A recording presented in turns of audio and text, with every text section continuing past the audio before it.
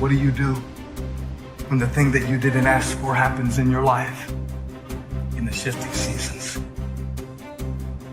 I don't care how good you are, I don't care how talented you are.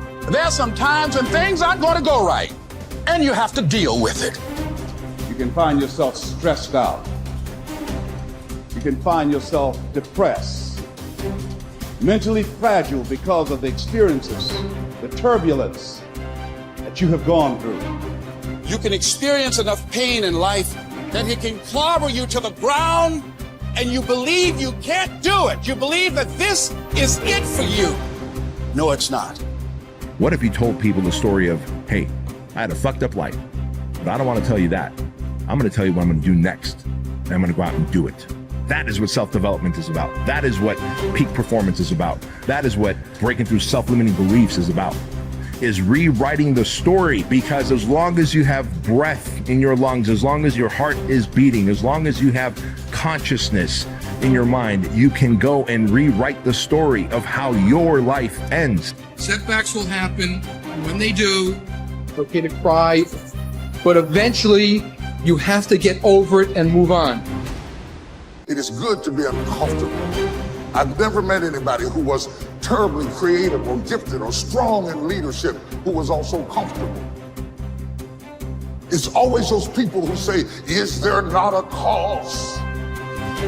Those exceptional people who are uncomfortable with the times and rise to the challenge because they refuse to allow the chaos around them to determine the conqueror within them. People who resist the toll to go down and stand fiercely in spite of opposition and say, I'm going to do it anyway. Forget all your problems. Everyone has the same problems. It's our solutions to those problems that make us different. Do you have the courage to get what you want? It takes courage to achieve your goals, man. It's easy to give up. It's easy to look at these people and make excuses as to why they can do what you can't. You have everything you need to achieve anything. Our great problem is not that we feel that we are powerless, but that deep down inside we feel that we are powerful beyond measure. It's an incredible thought. It's almost a scary thought, isn't it? But it's also true, because the powers that you have are extraordinary. Have faith like a child. Adults are too skeptical. You may not be able to do all you find out. You may not be able to do all you find out, but you should find out all you can do.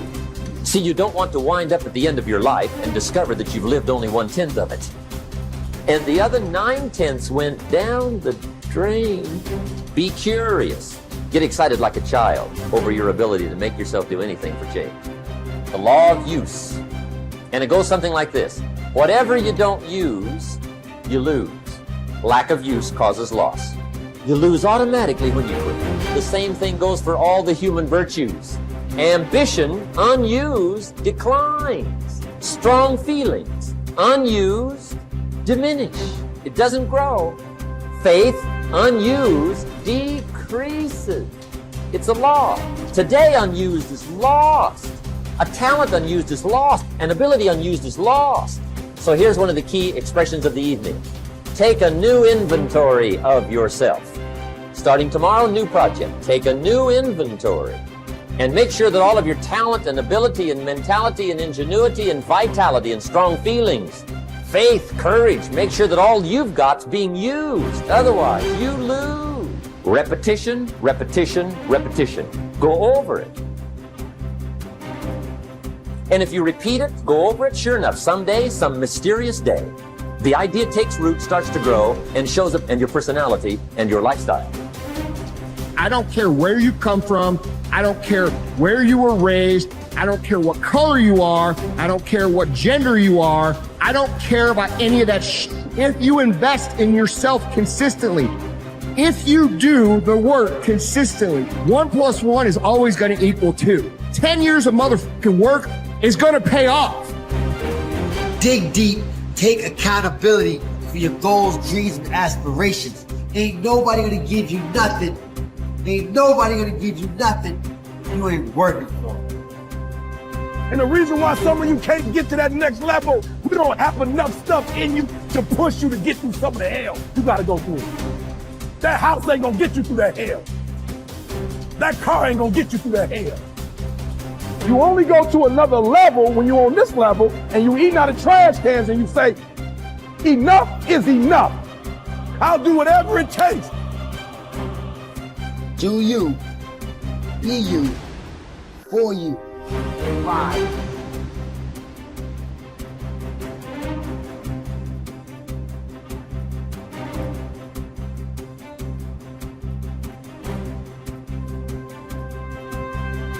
You should treat yourself like you're someone responsible for helping. And the first question is, well, why don't you? And the answer is, well, there's a lot wrong with you, you know? And it's hard to exercise enough love and care in a deep and non-naive way to care properly for something like that. It's an encouragement to assume, to act out the proposition that even if life is as difficult as it seems to be, and if you're as vulnerable and weak in a fundamental sense as you definitely are, and characterized by this terrible propensity for the infliction of voluntary suffering on yourself and others, and that destructive tendency, that there's still something within you that's so remarkable and so aligned with order and being in the proper manner that you can climb above that, let's say like Abel, and that you can make the proper sacrifices, and that you can set yourself right, and you can set your family right, and you can set the world right, and that the mere possibility that that might occur, that that might be within the realm of potential, means that you have a moral obligation to exercise the responsibility to take care of yourself as if you're something that matters. And that if you did that properly, it might turn out that what you did would matter, that it would matter to you, that it would be meaningful in the way that things that matter are meaningful, and that it would matter to everyone around you. If you aim to be something you are not, you will always fail. Aim to be you. Aim to look and act and think like you. Aim to be the truest version of you. Embrace that you-ness. Endorse it. Love it. Work hard at it. And don't give a second thought when people mock it or ridicule it. Most gossip is envy in disguise. I believe that what we become depends on what our fathers teach us at odd moments, when they aren't trying to teach us. We are formed by little scraps of wisdom. Maturity is the ability to live fully and equally in multiple contexts. Most especially, the ability, despite our grief and losses, to courageously inhabit the past, the present, and the future all at once. The wisdom that comes from maturity is recognized through a disciplined refusal to choose between or isolate three powerful dynamics that form human identity. What has happened, what is happening now, and what is about to occur. Immaturity is shown by making false choices. Living only in the past, or only in the present, or only in the future, or even living only 2 out of the 3. Maturity is not a static arrived platform where life is viewed from a calm, untouched oasis of wisdom, but a living elemental frontier between what has happened, what is happening now, and the consequences of that past and present. First imagined and then lived into the waiting future. Maturity calls us to risk ourselves as much as immaturity, but for a bigger picture, a larger horizon, for a powerfully generous outward incarnation of our inward qualities, and not for gains that make us smaller, even in the winning. People say that what we're all seeking is a meaningful life. I don't think that's what we're really seeking.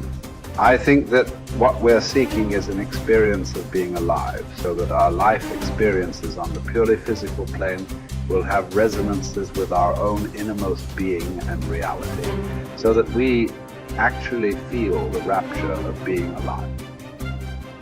Believe me, there is no such thing as great suffering, great regret, great memory. Everything is forgotten, even a great love. That's what's sad about life, and also what's wonderful about it. There is only a way of looking at things, a way that comes to you every once in a while. That's why it's good to have had love in your life after all, to have had an unhappy passion. It gives you an alibi for the vague despairs we all suffer from.